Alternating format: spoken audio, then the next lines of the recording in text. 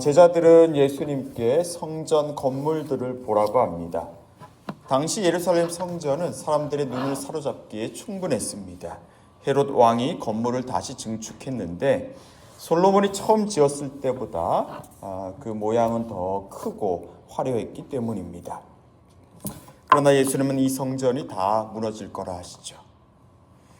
네, 그 말씀과 같이 예루살렘 성전은 주후 70년에 로마 제국의 침입으로 다 무너지고 맙니다. 지금은 서쪽 벽만 남아있을 뿐이죠. 통곡의 벽이라 불리는 그곳에서 지금도 유대인들은 기도하고 있는 걸 우리는 볼 수 있습니다. 네, 성전은 유대인들에게 또 이 제자들에게도 아주 의미심장한 곳이었습니다. 여호와 하나님의 임재가 있는 곳으로 여겨졌죠. 그런데 예수님은 그 성전이 돌 하나도 남지 않고 무너진다 하시니 제자들은 다 깜짝 놀랐을 겁니다. 그들은 예수님께 슬며시 와서 그때가 언제냐고 묻죠. 오늘 본문은 바로 그때에 무슨 일이 있는지에 관한 기록입니다. 성전이 무너지면 일단 사람들의 미혹이 시작이 된다고 합니다. 여기 미혹이란 말로 옮겨진 헬라어 단어는 방황하다, 길을 잃다는 의미도 있습니다. 예수님께서 길을 잃은 양에 관한 말씀을 하실 때에도 이 단어를 사용하십니다. 내 미혹은 길을 잃게 만드는 겁니다. 많은 사람이 내 이름으로 와서 내가 그리스도라 한다 하시죠. 거기에 사람들은 넘어갈 것입니다. 왜 그렇습니까? 우리는 다 누구나 자신을 지켜줄 무언가를 원하고 있기 때문입니다. 예수의 이름으로 나타난다고 하죠. 예수는 구원할 자입니다. 사람들은 다 그런 자신을 구원할 자들을 필요로 합니다. 그런 그리스도를 다 원하고 있습니다. 지금 현대인들에게 아마 가장 강력한 그리스도 구원자는 아마도 물질, 재물이 아닐까 싶습니다. 그런데 물질, 재물을 아주 많이 모은 사람들이면 이제 아무 걱정이 없어 할 것 같은데 그렇지 않다고 하죠. 그들은 또 다른 그리스도를 찾아다닌다고 합니다. 길을 찾았다, 드디어 인생의 목적을 찾았고 이루었다 생각했지만 실제로는 그렇지가 않은 거죠. 그런가 하면 예수를 믿는다는 이유로 미움을 받고 환난의 넘기움을 당한다고도 하십니다. 심지어 죽임을 당할 수도 있다 하십니다. 자, 우리 9절 말씀을 우리 같이 한번 읽겠습니다. 9절입니다. 그때 사람들이 너희를 환난에 넘겨주겠으며 너희를 죽이리니 너희가 내 이름 때문에 모든 민족에게 미움을 받으리라. 자, 여기 또 예수님은 내 이름이라는 말을 하시죠. 내 이름으로 미혹하는 일이 있는가 하면 내 이름 때문에 미움도 받는다 합니다. 이후에 이 제자들의 모습을 미리 보는 것 같죠? 물론 그들은 예수의 이름을 부인하였지만 그러나 부활하신 예수님을 만난 이후로 그들은 그 이름을 가진 자로 살아가지 않습니까?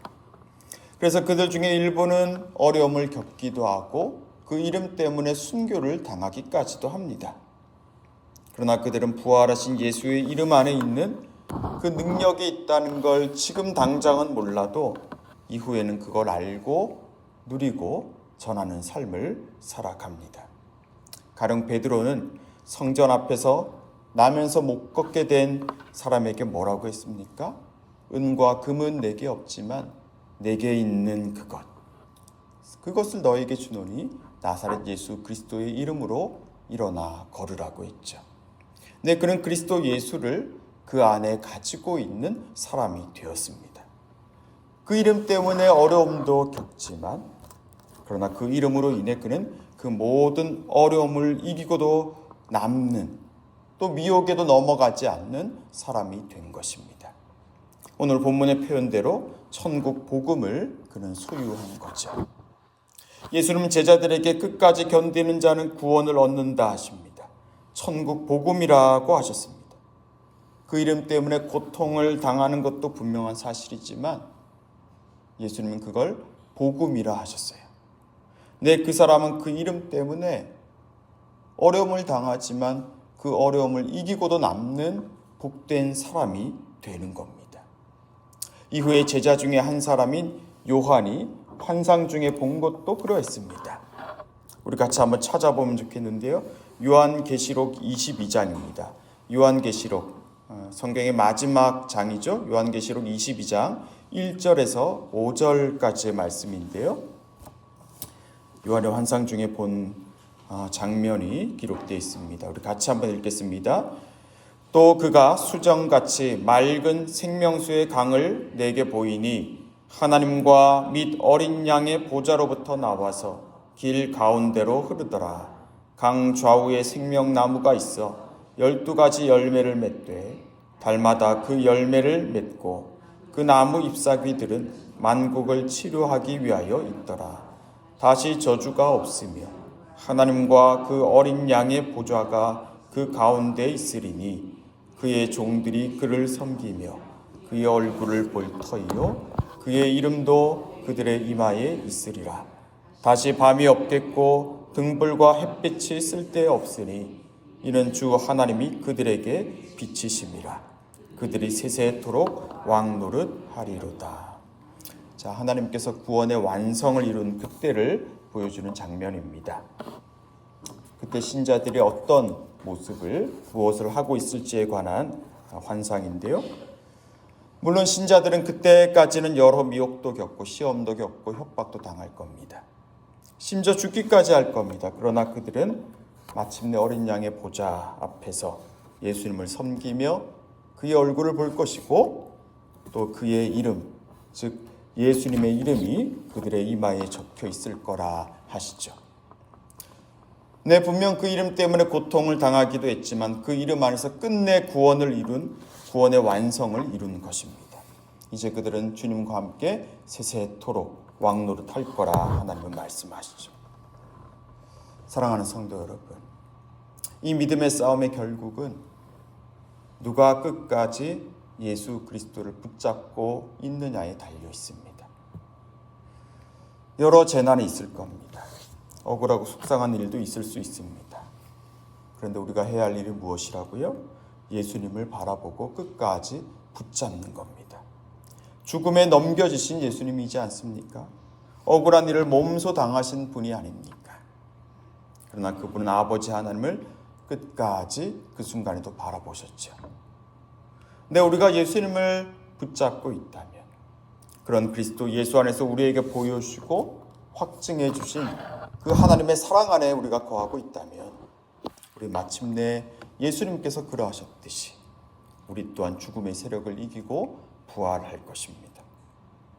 예수님은 내가 처음이고 내가 마지막이라 하셨습니다. 우리 안에 착한 일을 시작하신 그분께서 결국에는 그 완성을 이루어 가실 것입니다. 우리를 위해 끝까지 견디신 그분을 구하시며 우리도 끝까지 그 믿음 안에 견딜 수 있기를 바랍니다. 그리하여 요한이 보았던 그 감격과 영광을 저와 여러분도 함께 누리실 수 있기를 주님의 이름으로 축복합니다. 기도하겠습니다. 아버지 하나님, 예수 그 이름 안에 있는 능력과 비밀을 우리가 더 알기를 원합니다. 베드로가 누리고 또 요한이 보았던 그 이름의 비밀을 우리 또한 누리게 해주십시오. 우리를 위해 친히 죽음에 넘겨지신 예수님을, 또 우리를 위협하는 사망의 권세를 깨뜨리시기 위해 죽임을 당하신 예수님을 우리가 붙들겠습니다. 그래야만 우리는 미혹당하지 않고, 그래야만 우리는 두려워하지 않을 수 있습니다. 그래야만 우리는 사랑이 식어져가는 이때, 모든 것이 혼란스러운 이때 진리 안에서 사랑을 행할 수 있음을 고백합니다. 오늘 수요 예배 중에 함께 하셔서 우리의 예배를 받아주시고 우리의 어두운 심령이 주의 은혜로 밝아지게 하시고 우리에게 맡기신 삶의 자리를 믿음으로 다시 세워가게 해주십시오. 예수님 이름으로 기도합니다. 아멘.